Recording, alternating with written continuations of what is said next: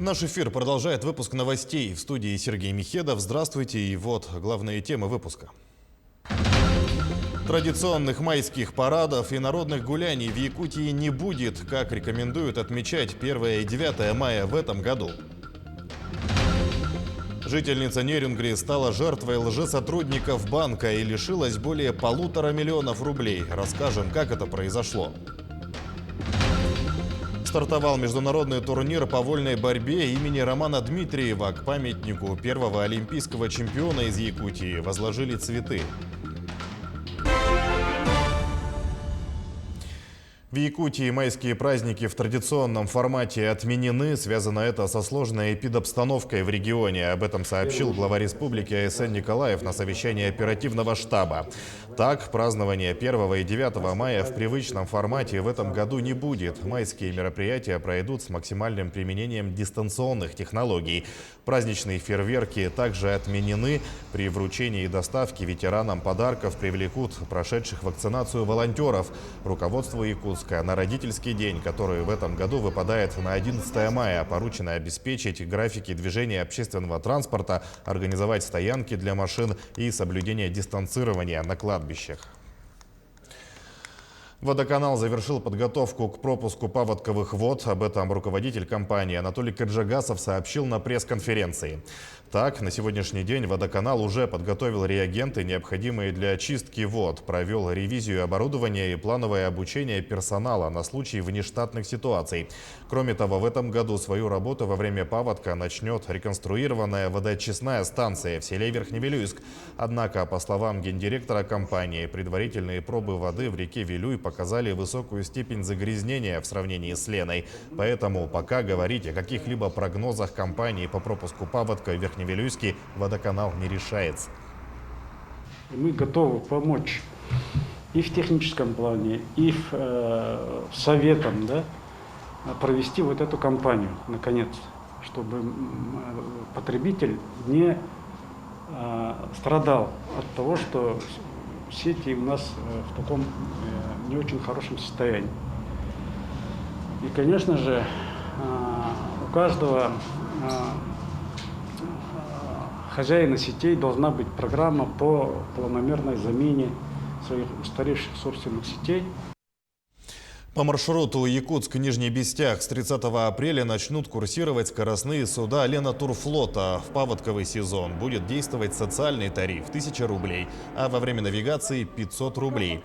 Предусмотрена 20% скидка для ветеранов Великой Отечественной войны, тыла, труда, пенсионеров, участников боевых действий и многодетных семей.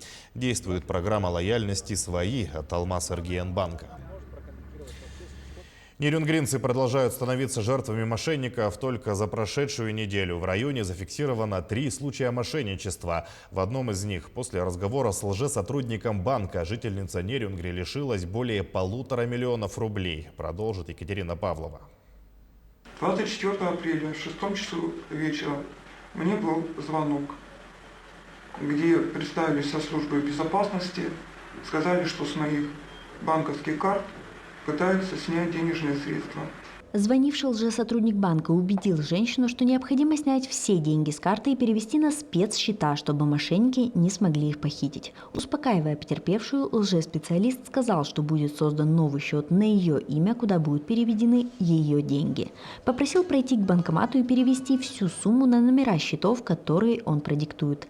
Женщина отправилась к банкомату, расположенному в одном из магазинов, и стала переводить деньги на указанные счета.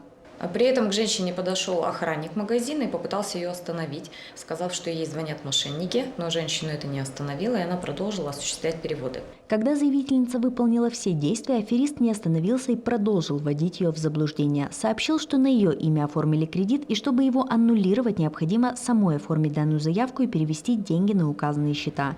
Что женщина и сделала. Думая, что спасает свои сбережения, потерпевшая перевела мошенникам более 1,5 миллиона рублей. Напоминаем нашим гражданам, что банки звонят только в одном случае, чтобы ознакомить с кредитными предложениями. Во всех остальных случаях звонят мошенники. Когда сообщают, что с вашей карты пытаются списать денежные средства, либо на ваше имя пытаются оформить кредит. Они никогда не просят пройти к банкомату, выполнить какие-либо действия с банковской картой, либо перечислить ваши денежные средства на какие-то запасные счета. За последнюю неделю зафиксированы еще 2 случая мошенничества в районе. 57-летняя нерюнгринка, следуя инструкциям аферистки, взяла кредит и через банкомат перевела более 170 тысяч на 6 незнакомых номеров несколькими операциями. Другая нерюнгринка стала жертвой мошенников, продавая товар на сайте Авито. Пройдя по ссылке лжепокупательницы якобы для оплаты товара, заявительница ввела свои персональные данные, реквизиты банковской карты и 3-значный код на оборотной стороне, после чего с ее карты было списано 12,5 тысяч рублей. Только тогда потерпевшая поняла, что попалась на уловки мошенников. Осуществляя сделки купли-продажи на бесплатных сайтах объявлений, необходимо быть предельно бдительными, не переходить по сомнительным ссылкам, прерывать разговор. Берегите свои сбережения. Екатерина Павлова, Захар Головин, Нерюнгри. Коллектив детского сада «Цветик-семисветик» ждет открытия здания дополнительной группы. Помещение на 85 мест находится в 203-м микрорайоне Якутска, которое выкуплено в рамках нацпроекта «Демография». На сегодня помещение полностью готово, созданы все условия для развития детей. Коридоры, стены комнат раскрашены яркими цветами, установлена мебель. Для безопасности в каждой группе подключили видеофиксаторы. Отмечу, что открытие новых садиков и дополнительных мест для детей дошкольного возраста является одним из приоритетов не только региона, но и всей страны. Да, здание выкуплено в рамках реализации национального проекта «Демография». У нас по республике в этом году запланировано приобретение 8 объектов детского садика. Это создание свыше 1100 мест в общем по республике. И на сегодняшний день у нас введены 2 объекта, в том числе вот этот первый объект в городе Якутске на 85 мест. Сегодня возложили цветы к памятнику первого олимпийского чемпиона из народа Саха, 6-кратного чемпиона Советского Союза, мира и Европы Романа Дмитриева. В торжественной церемонии приняли участие представители Министерства спорта республики, спортсмены и общественность. Сегодня стартовал международный турнир среди юниоров имени Романа Дмитриева. Он стал одним из самых престижных в календаре объединенного мира борьбы, а для Якутии – событием особой значимости. Сегодня мы начинаем международный турнир нашего первого олимпийского чемпиона, великого сына народа Саха Романа Михайловича Дмитриева. На турнире приехали участвовать 5 стран, и наши спортсмены с нашего региона, нашей страны. Мы очень надеемся, что этот турнир пройдет на высоком уровне. И, конечно, этот турнир в этом году посвящается 45-летию триумфа якутских борцов в 1976 году на Олимпийских играх. И в этом году будет очень много торжественных мероприятий. Подробности турнира этого года озвучили на пресс-конференции. Он проходит в 8-й раз. В схватках участвуют юниоры 2003-2006 годов рождения. Это 92 борца из 4 стран и 13 регионов России. Завтра на канале НВК «Саха» смотрите прямую трансляцию соревнований. Также на мероприятии презентовали книгу под названием «Жизнь, отданная спорту». В нее вошли воспоминания о жизни и деятельности одного из руководителей спортивного движения Якутии Александра Игнатьева. Его не стало в 2019 году.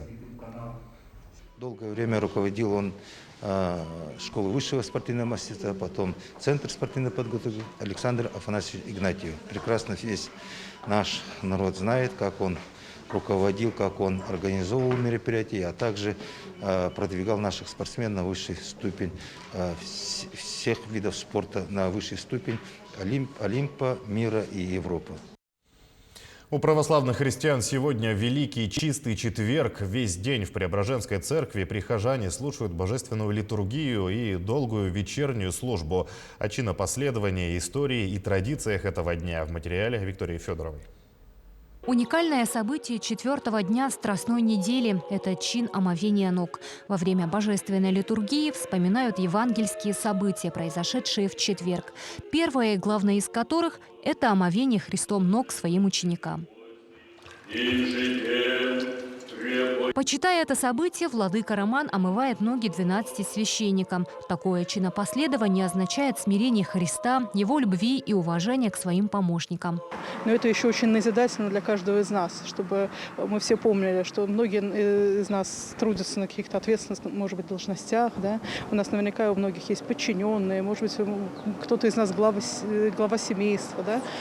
И мы должны помнить, что мы не просто должны являть свою власть, свой авторитет, но мы должны служить людям, которые рядом с нами. Великий четверг не случайно называют чистым. С одной стороны, это день духовного очищения. Именно в этот день все стараются исповедаться и причаститься. Ну, а с другой стороны, имеется в виду и бытовая сторона жизни. Накануне великого праздника Пасхи пекут куличи обязательно ежегодно перед Пасхой. Но, правда, у меня не получается освещать, я сама освещаюсь, просто свечками из церкви. Вот. Раздаю всем знакомым, родным, потому что уже все ждут моих куличей. Самое главное всем людям, чтобы были здоровы, чтобы скорее отошел от нас ковид, потому что это очень сложный такой период. Принято убираться дома, светить куличи, готовиться к светлому празднику Воскресения Христовому, чтобы тьма закончилась и был свет, чтобы каждый человек был в вечной жизни. Это последняя неделя Великого Поста, после которой 2 мая следует один из главных христианских праздников – Пасха. Виктория Федорова, Григорий Хлопков, Якутск. К этому часу у меня все. Оставайтесь на телеканале Якутия-24.